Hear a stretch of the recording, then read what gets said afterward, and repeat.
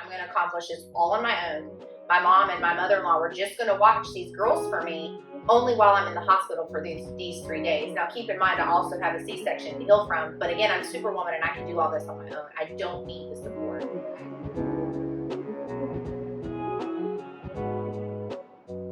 You know, one of the biggest things that caused me most issues, probably still today in this life, is the fact that I'm a planner. I plan everything from A to Z. I plan what I'm going to do in the morning, to what I'm going to do for lunch, to what I'm going to do for dinner. And a lot of that has to do with the fact that I do have 3 children. However, prior to this, I planned everything. I have a set of twins, and I planned everything for them. We did breakfast at a certain time, lunch at a certain time, and dinner at a certain time. And then all of a sudden, one day, I missed my period, and guess what? I'm pregnant. I was angry. I wasn't expecting it, again, because I didn't plan it. A lot of the times, people who have that OCD part of them want to be able to plan every aspect, and I could not with this pregnancy. He was coming whether I liked it or not, and I was going to have a set of twins while having him whether I liked it or not.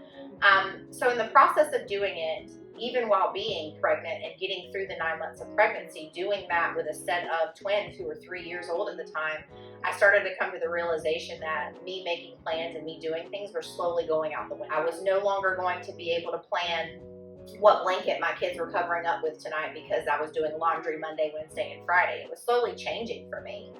And then my scheduled C-section date came along, and I still, at this point in time, had 4-year-old set of twins because they turned 4 in March and he was born in May. And I had to separate myself from them to go into the hospital to have him. And in turns in doing that, it kind of turned a little switch on for me that was almost like, wow, you know, my kids are staying at my mother-in-law, my kids are staying with my mom, and right now I'm in the hospital taking care of him by himself, but what am I going to do when I get home? But, you know, I'm Superwoman. I'm going to accomplish this all on my own.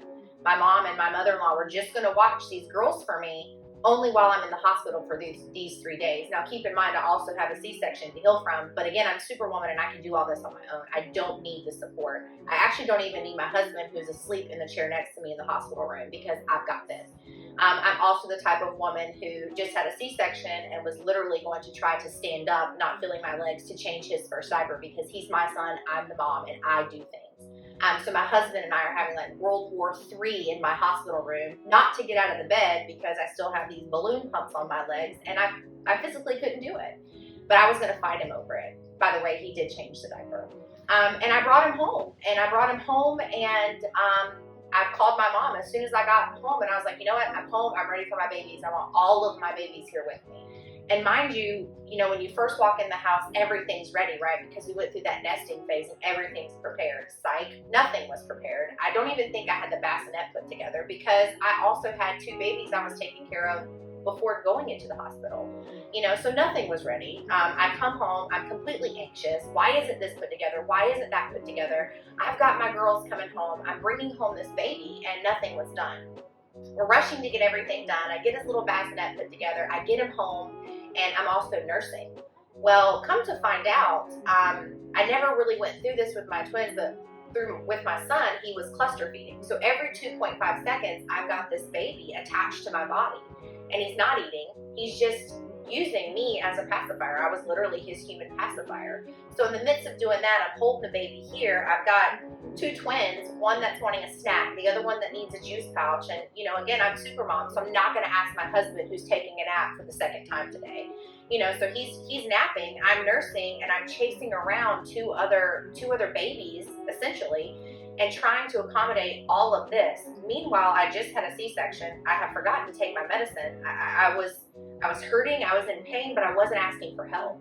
The realization of things, we see it now, but we don't see it then. And the bigger picture is evident now. My kids are 5 and 10, and I can see my struggles. But when you're in the midst of it, you don't see them. You're Superwoman, you're handling this all on your own. And then you start to realize you have increased anxiety, increased stress, but you're also depressed because you're sitting inside this house, 4 walls. You have no actually adult contact unless you're one of those people who just pick up the phone and call for help. I'm not. So I was missing my pain meds. I was in pain. And then I turn around and have mastitis again because I'm used as a human pacifier. And I literally still wasn't raising my hand and saying, I can't do this. I need help. I was fighting this battle within myself that nobody else could see because I was trying to keep it together for everyone on the outside. Because one, again, back to the same reason that we're all brought here today, is I didn't want to ask for help. I didn't want to face that I wasn't the woman able to accomplish it all. And newsflash, you don't have to. But the biggest piece of all this is raising that hand and saying, I can't do this. I need help. And it's not just because I'm some psychotic woman going through normal psychotic women things. It's real. It's real to have postpartum stress, postpartum anxiety, and postpartum depression. And being able to finally raise my hand and admit it, I did what I needed to do to make that step forward. However, it took me failing and falling on my face. One, as a mom, two, as a wife, and three, as just a person in society. I fell on my face because I chose not to ask for help. And it was amazing to me what it did for me and my family by raising my hand and saying, hey, I can't do this. I physically can't fight this battle every day. I'm going crazy. And I cried over literally spilled milk, because any mom who knows what it's like to breastfeed, I dropped milk and I cried over spilled milk. But what brought everything to reality for me was when I literally cried over the fact that I could slide my shoes on and walk outside for the first time. When that happened to me, I realized I've got my shoes on for the first time. I'm outside. I don't have 3 kids attached to me, but you know what? I had my mom inside helping cook dinner. My husband was helping me do laundry, and my mother-in-law had come over to help play with the kids so I could have 5 minutes of peace. And in that turn, I had put my shoes on to go outside because I was going to my next doctor's appointment.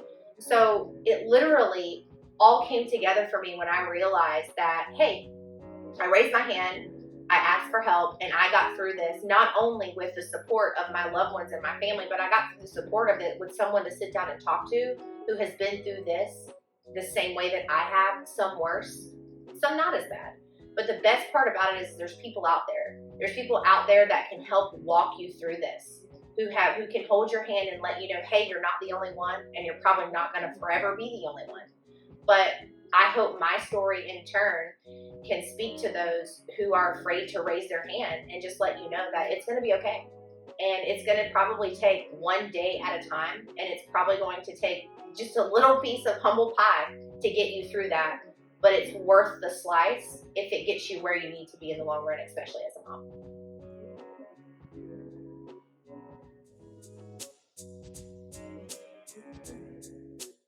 Our mission at the Sitting Moon is to raise awareness, remove stigmas, and reduce barriers, thereby contributing to a healthier mother, family, and society.